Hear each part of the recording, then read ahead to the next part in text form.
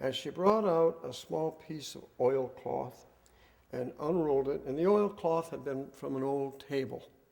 And she unrolled, and the oilcloth contained that drumstick. And I said, well, tell me the story behind it.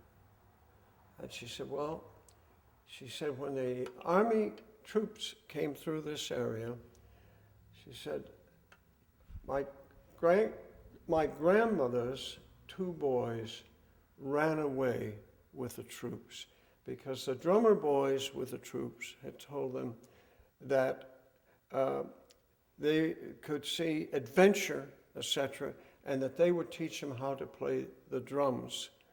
Now let's just take a moment and talk about drummer boys in war, going back all the way to the 16th century, maybe much earlier than that. Drummer boys were usually aged 10 to 12, and they played on their drums the cadence that the troops would march to.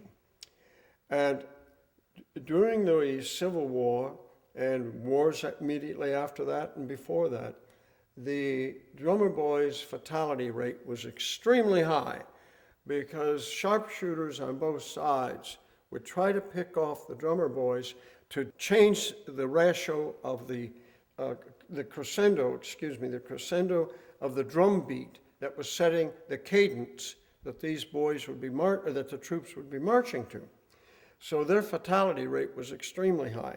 Well, this lady's, the two boys had followed the troops, and the drummer boys had got them all excited about the adventure they were going to experience, and told them to carve their drumsticks. Well, the one boy got homesick one day out from Sutton's Corners, and he came back home. He was the oldest boy.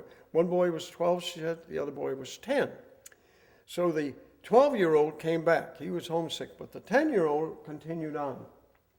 And when the troops came back through the region, a non-commissioned officer brought the pair of drumsticks that had belonged to her great-grandmother's son, brought the drumsticks and said, your boy will not be back. He died when we were in battle. And I said, that's a marvelous story, but where is the other drumstick? And she said, well, I kept one, and my sister has one. And so we didn't find the second drumstick, but there it is, just a piece of wood that youngster carved out. Here we have a picture of the graveyard for drummer boys up in Tennessee, and you can see their gravestones were carved like the tip of a drumstick.